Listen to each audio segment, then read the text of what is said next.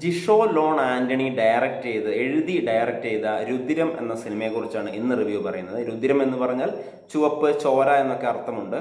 ഈ സിനിമയിൽ പ്രധാനമായിട്ടും അഭിനയിച്ചിരിക്കുന്നത് നമ്മുടെ രാജ്ബി ഷെട്ടി, അതുപോലെ അപർണ ബാലമുരളി തുടങ്ങിയവരാണ്. രാജ്ബി ഷെട്ടി ഒരു ഡോക്ടർ റോളിലാണ് വന്നിരിക്കുന്നത്.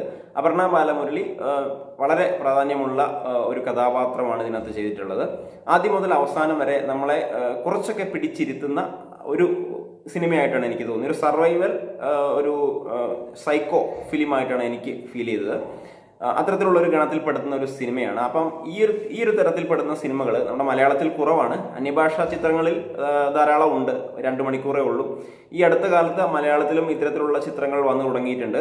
ഈ സിനിമയെക്കുറിച്ച് നോക്കുവാണെങ്കിൽ നമ്മൾ ആദ്യമേ കാണുന്നത് നമ്മൾ വിചാരിക്കുന്ന രീതിയിലേക്ക് ഈ സിനിമ എത്തിച്ചേരും. നമ്മൾ വിചാരിക്കും സൈക്കോ ആയി കഴിഞ്ഞാൽ അദ്ദേഹത്തിന് ഒരു ബാക്ക് ഹിസ്റ്ററി ഉണ്ടാവില്ല, ഒരു പാസ്റ്റ് ഹിസ്റ്ററി.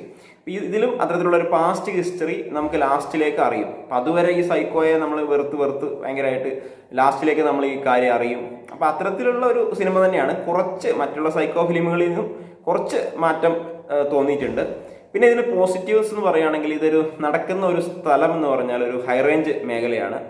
ആ ഒരു മേഖലയിൽ ഒറ്റപ്പെട്ട ഒരു ബംഗ്ലാവ് ഉണ്ട്. അപ്പോൾ അവിടെ നടക്കുന്ന കുറച്ച് നിഗൂഢമായിട്ടുള്ള കാര്യങ്ങൾ, ഒരു മിസ്റ്ററി ത്രില്ലർ മൂഡിലുള്ള ഒരു സിനിമയാണ്. അപ്പോൾ ആ ഒരു സെറ്റപ്പിൽ നോക്കുകയാണെങ്കിൽ ക്യാമറ വർക്കൊക്കെ നന്നായിട്ടുണ്ട്. പിന്നെ ചില സ്ഥലങ്ങളിൽ മ്യൂസിക് നന്നായിട്ടുണ്ട് ഇതിനകത്ത്. പക്ഷേ ചില സ്ഥലങ്ങളിൽ മ്യൂസിക്, അതായത് ഈ സിനിമയിൽ ആ മ്യൂസിക് അത്തരത്തിലുള്ള ലൗഡ് നോയ്സ് വേണ്ടി വന്നു.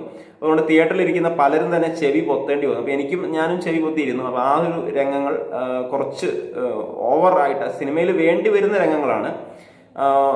നമ്മളെ പിടിച്ചിരുത്തും തീർച്ചയായിട്ടും. ഇന്റർവെല്ലിന് ശേഷം എന്ന് പറഞ്ഞാൽ ഇന്റർവെല്ലിൽ ഒരു 1.25 മണിക്കൂർ കഴിയുമ്പോഴത്തേക്കും പിന്നെ ഒരു 3/4 മണിക്കൂറുള്ളൂ ഇന്റർവെല്ല്. ഈ 3/4 മണിക്കൂറും ഒരു സസ്പെൻസ് ആണ്, ഒരു സർവൈവൽ മൂഡിലേക്ക് കഥ പോവുകയാണ്. ഇദ്ദേഹം ഈ ഒരു സൈക്കോ ഇങ്ങനെയൊക്കെ ചെയ്യാനുള്ള കാരണങ്ങൾ നമ്മൾ ലാസ്റ്റ് അറിയുമ്പോൾ ഈ സൈക്കോയുടെയും ചെറിയൊരു, എങ്കിലും അങ്ങനെ ചെയ്യാൻ പാടില്ല, സൈക്കോ അത്തരത്തിലുള്ള ഒരു രീതിയിലേക്ക് പോകാൻ പാടില്ല എന്ന് തന്നെ നമുക്ക് കാണുന്ന പ്രേക്ഷകനും തോന്നുന്നുണ്ട്.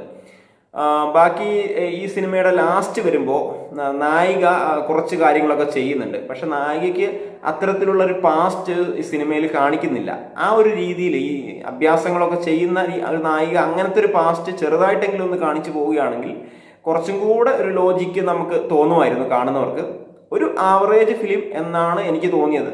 എങ്കിലും നിങ്ങൾക്ക് ഇപ്പോൾ സൈക്കോളജിക്കൽ ത്രില്ലർ മൂവിയൊക്കെ ഇഷ്ടമുള്ള ഒരാളാണെങ്കിൽ നിങ്ങൾക്ക് തീർച്ചയായിട്ടും ഒരു പ്രാവശ്യം തിയേറ്ററിൽ പോയിരുന്ന് തന്നെ കാണാൻ പറ്റുന്ന ഒരു സിനിമ ആയിട്ട് അത്രയൊക്കെ ഉണ്ട് ഈ സിനിമ. 2 മണിക്കൂർ മാത്രമേ ഉള്ളൂ. ഇനി കുറച്ച് കഴിഞ്ഞിട്ട് അണ്ടർ റേറ്റഡ് ഫിലിം എന്നൊക്കെ പറഞ്ഞ് ചിലപ്പോൾ നമ്മുടെ OTT-യിലൊക്കെ വരുമ്പോൾ ഈ സിനിമ അത്തരത്തിലുള്ളൊരു ഗണത്തിലേക്ക് പോകാനുള്ള സാധ്യതയുള്ളൊരു ഫിലിം കൂടിയാണ്. കാരണം അണ്ടർ റേറ്റഡ് ത്രില്ലേഴ്സ് എന്നൊക്കെ പറഞ്ഞിട്ട് നമുക്ക് പിന്നീട് ചെയ്യേണ്ടി വരുന്ന ആ ഒരു രീതിയിലേക്കുള്ള ഫിലിം ആകാനും സാധ്യതയുണ്ട്. അപ്പോൾ നിങ്ങൾക്ക് തീർച്ചയായിട്ടും രാജ്ബി ഷെട്ടിയുടെ അഭിനയം ഒന്നും പറയാനില്ല. അതുപോലെ അപർണ ബാലമുരളി ആണെങ്കിലും പറ്റുന്ന പോലെയൊക്കെ വളരെ നന്നായിട്ട് ചെയ്തിട്ടുണ്ട്.